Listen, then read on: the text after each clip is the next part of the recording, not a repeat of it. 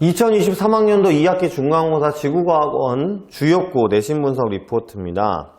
우선 이번 주역고는 해수의 성질부터 별의 물리량까지 객관식으로 24문항이 출제가 됐는데요. 객관식이고 문제수가 적다고 생각해서 좀 수월하다고 생각하면 오산인 게, 보통 다른 학교 같은 경우는 해수의 성질을 1학기 기말고사 때 보고요. 해수의 순환이라는 부분부터 이제 시험을 별의 물리량까지 봤기 때문에 우선 주역고는 범위가 좀 넓어요. 그 다음에 이 부분이 지구과학에서는 굉장히 중요하고 어려운 부분이에요. 해수의 순환도 마찬가지고.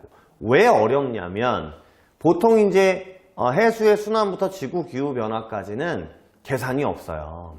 그리고 해수의 순환, 대기의 순환, 쉽게 얘기하면 이제 바닷물의 흐름이잖아요.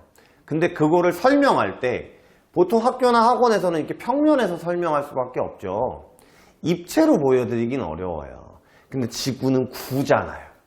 그럼 위에서 쳐다보거나 북극 상공에서 또는 남극 상공에서 쳐다보거나 할 땐 좌우 방향도 다르고요.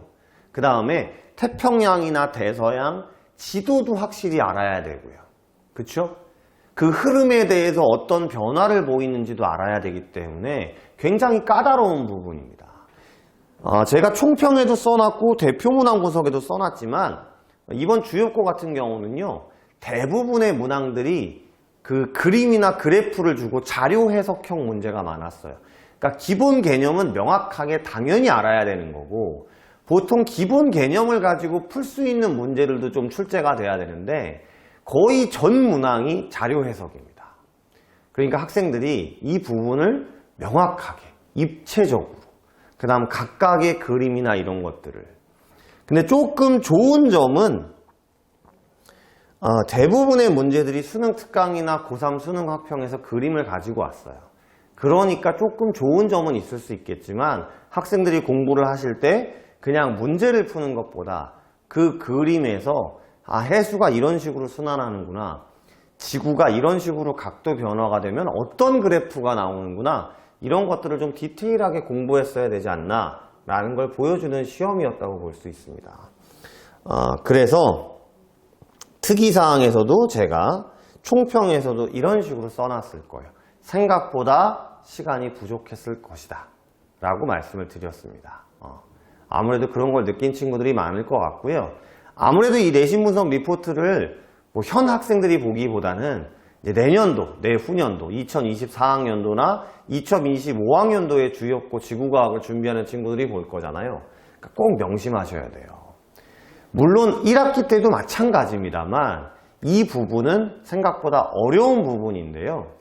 지구를 입체적으로 보셔야 되고 지구의 변화를 파악해야 되기 때문에 문제를 많이 푸는 것도 물론 중요해요. 수능 특강이나 고3 기출에 있는 어려운 문제들을 많이 푸는 것도 물론 중요합니다만, 그게 본인 능력이어야 된다는 거죠. 즉 그림이나 그래프를 보면서 이게 북반구인지 남반구인지, 또는 지면을 뚫고 들어가는 방향인지 나오는 방향인지, 또는 동서남북에서 동풍 서풍에 대해서 플러스 마이너스라고 써 있어도, 즉 동쪽으로 가는 방향을 플러스라고 놓으면 서쪽으로 가는 방향은 마이너스, 이게 동풍 서풍의 의미에서는 어떻게 작용이 되는지, 이런 것들을 좀 디테일하게 공부를 해야 된다. 외우는 것도 당연히 중요하지만 이게 중요하다는 걸 여실히 보여주는 문제였습니다. 거기다가 보통 대표문항 분석은 이제 시험지가 있어야 되잖아요. 학원을 다니는 친구들은 제가 단원별로도 이 고양시 파주시의 기출문제를 주고, 전체적으로도 뭐 주역고 몇 년치를 주고 해서 정리가 되겠지만, 보통 대표문항 분석은 이제 시험지를 놓고 봐야 되거든요. 그래서 제가 이렇게 풀어서 말씀드리는 거예요. 이번 주역고 시험은요, 이렇게 대부분의 문제는 또 태평양 위주로 나왔던 문제들이 많으니까 대서양을, 이렇게 좀 기존에 나왔던 것들을 좀 새롭게 하려는 형태의 문제들이 많이 나왔다. 그리고 에어로졸이라든지 응결핵 같은 일반적으로 수능 특강이나 고3 수능에서 나오지 않는, 교과서에서 자세하게 나올 때나 나올 수 있을 만한 용어들을 또 정리를 하면서 시험 문제를 냈기 때문에 그런 부분들을 꼭 명확하게 봐야 되는 그런 시험이었다고 볼 수 있고요. 마지막으로 별의 물리량까지가 시험 범위예요. 별의 물리량도 생각보다 굉장히 양이 많고 처음 듣는 내용이 많아서 복잡하거든요. 등급도 나올 거고 그 다음 광도, HR도 이 부분도 계산하기 쉽지 않을 텐데 제가 한 가지 또 하나 말씀드릴 건 별의 물리량까지가 시험 범위더라도 이 별의 물리량 뒷부분에 별의 진화가 있거든요. 이건 통합과학 때도 좀 배우신 부분인데 웬만하면 별의 진화까지 공부를 하시는 게 좋을 것 같아요.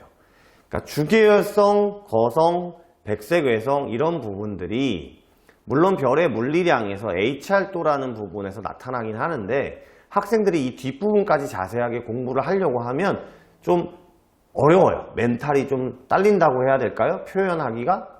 그러니까 좀 지치죠.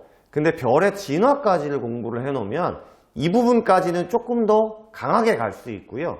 이 부분이 앞에 부분에 공부하는데 훨씬 더 도움이 되기 때문에 저는 이번 시험에 다른 학교들 시험을 보면서도요.